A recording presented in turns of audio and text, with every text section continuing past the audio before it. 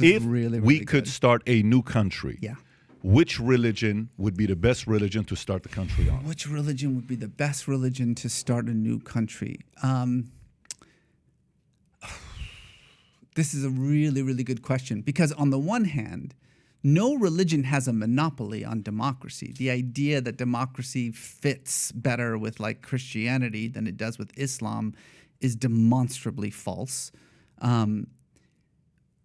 But the one big advantage of Christianity is that it has fully and completely married itself to capitalism. And so if you were going to start a country that required economic success, capitalism is the right way to do it. So I would say, yeah, probably some kind of Protestant version of Christianity would be a great start. But I will say one thing. Democracy, true liberal democracy, isn't dependent on secularism. Secularism does not a democracy make.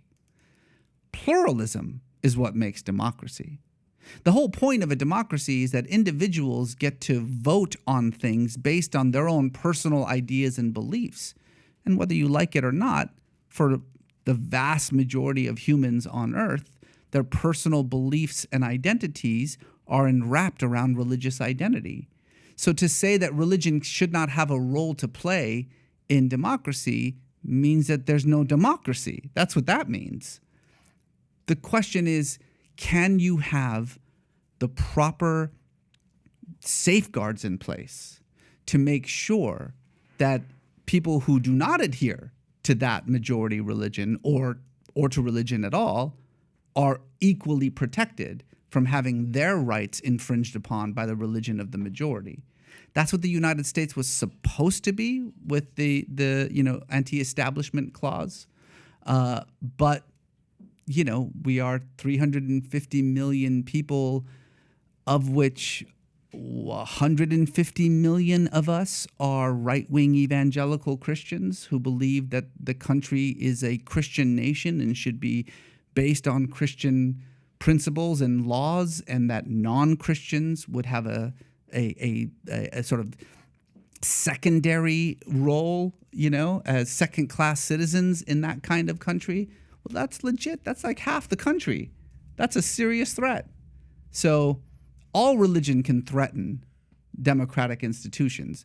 But if I were to start all over again and it had to be founded on a religious tradition, I think I'd probably pick Protestant Christianity. So in other words, you're a capitalist Protestant who chooses to argue socialist Muslim.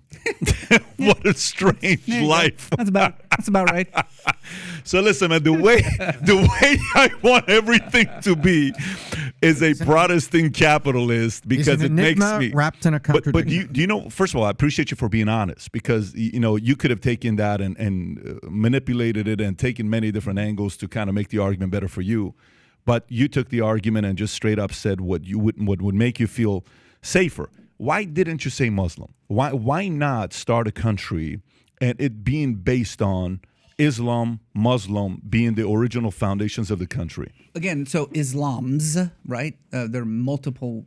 And a socialist. Why not create a country based on, like the Judeo-Christian? No, we're going to be Muslim. We're going to follow Prophet Muhammad. We're going to have a socialist nation. Why don't you start a nation based on that? I would also excise the phrase Judeo-Christian from your language right away. That's a bullshit phrase invented by white Protestants. It upsets you. In order to bring Jews into the fold. No Jew uses the term Judeo-Christian.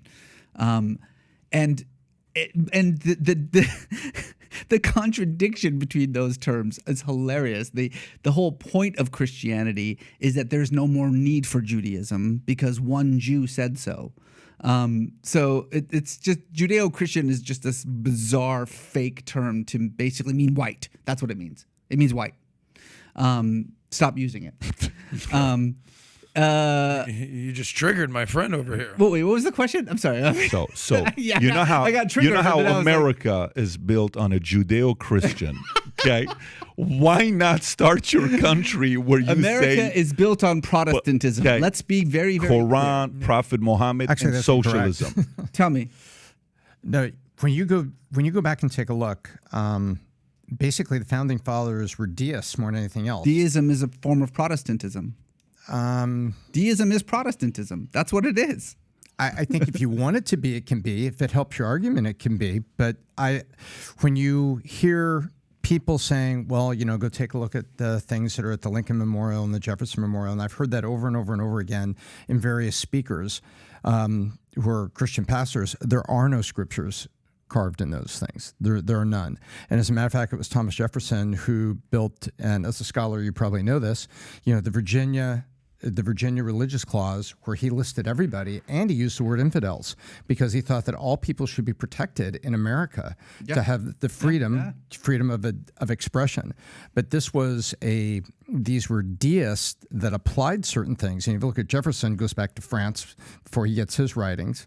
Hamilton came from frickin' St. Croix, right? But all of these come together with deism that may have been influenced by Christianity, but first and foremost, they were deists, not Protestant pastors. But no, they're not pastors. They're not religious scholars. Nor were they Protestant scholars. But they weren't Protestant scholars. They weren't scholars at all. But what this argument that you hear all the time that the founding fathers were deists is absolutely correct. And deism is a movement that arises out of Protestantism. The primary purpose of Protestantism is to say that we don't need an institution to interpret the scripture for us. We can interpret it on our own. That means we value the scripture. We don't think the scripture is false or unnecessary. It's just that I don't need an intermediary between me and the scripture to tell you what it means. Hence, Thomas Jefferson pulled out his scissors and said, I don't like this verse, and he just cut it out. I don't like this section, and he cut it out. Deism isn't some brand new religion invented by the founding fathers.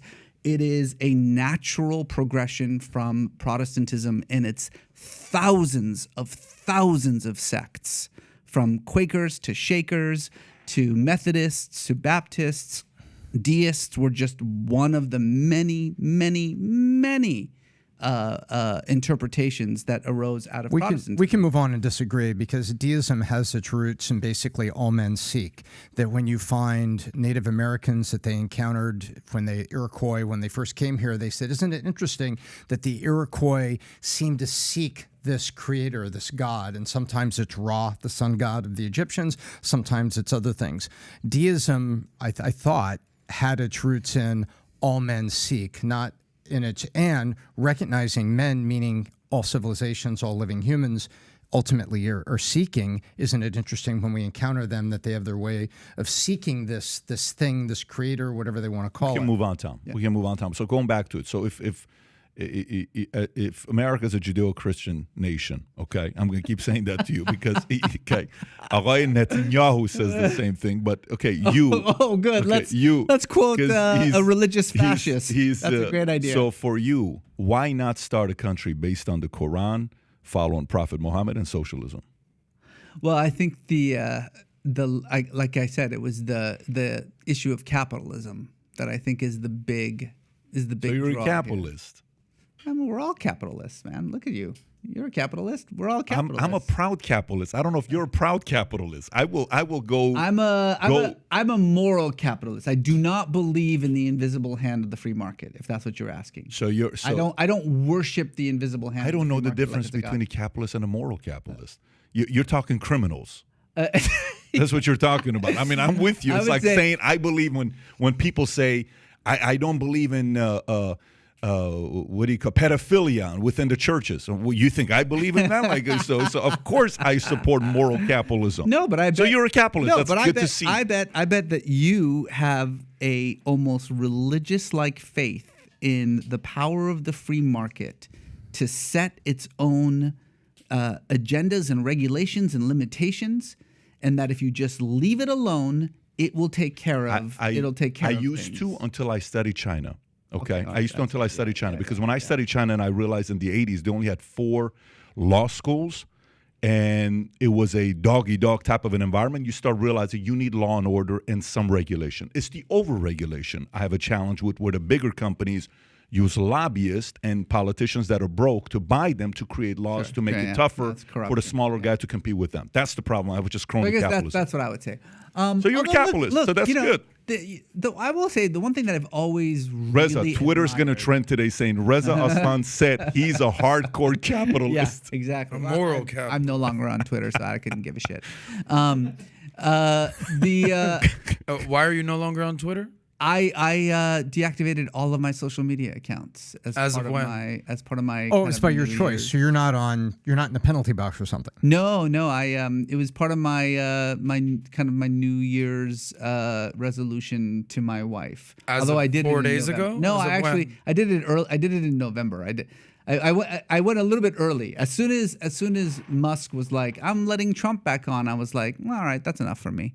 So Was that the trigger point? I was gonna do it January 1st as part of my New Year's resolution, but I was like, fuck it, I'll do it November 19th instead. Do you believe that? I know we're going off topic here, but I'm not going to get the questions answered. No, we're today. gonna I get swear there, to I God, I got promise. 30 minutes left. promise. You guys keep taking things different direction. But you constantly hear. It's my fault. This is the third time, by the way, I'm fault. trying to It's get my the fault. questions answered. It's my fault. Yeah, well, he brought it up, so. No, all he wait said a is minute. Twitter, then you went with a question. About Twitter. One more Hold on, question. Tom. Here it One is. more There's question. no Do you way believe- in the world. Do you believe This will be that short. This Mario- will be really short. the Ayatollah of Iran should be on Twitter, but Donald Trump should not?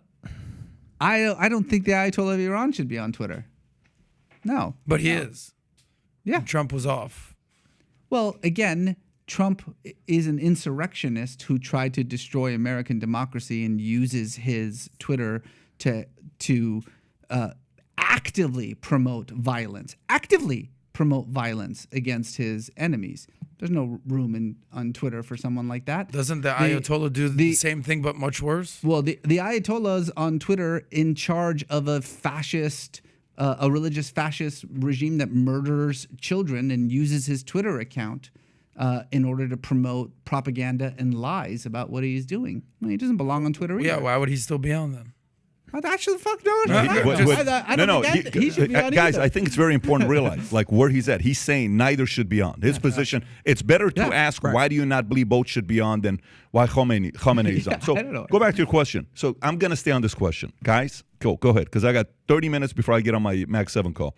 So, okay, so why not start a country based on socialism, Muslim, Book of Quran? I will say the one thing that I do, I'm fascinated by Islamic finance, right? This idea, and Jewish finance is the same way, that the prohibition against interest and usury, that there are ways to do that and there have been a number of very successful ways of doing this, where the way that it works is that instead of loaning someone money to start a business, you invest in that business. And so there isn't any interest that you're owed, but you are owed dividends from the business. That's how most Islamic financing things work. And the idea there being that, hey, we're all in this together. It's not like I loaned you $100,000, your business collapsed. Too bad, where's my money? But like most things, it has been absolutely infected by Western capitalism, so that you can say we're not charging interest and so therefore staying Islamically compliant, but this investment comes with fees that are essentially interest and that make it very, very difficult for these small businesses to actually function. If you want to start I took your question very, very literally. Like, I'm starting a country from scratch, right? Which requires an enormous amount of economic stability and buildup. How would I do that? Well, I would need capitalism, and Islam is not exactly conducive to capitalism, neither is Judaism.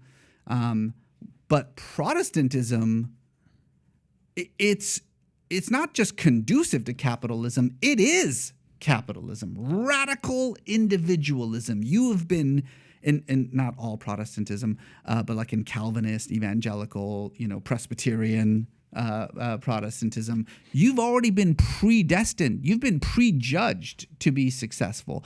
If you have money, it's because God likes you. That's why. If you don't have money, it's, well, you should really look at yourself and figure out why. Those are, immoral ways of thinking about money. But if I'm starting a country from scratch, right, and I want this thing to last, yeah, I'd probably start with a good dose of Protestantism. So if you like this clip and you want to watch another one, click right here. And if you want to watch the entire podcast, click right here.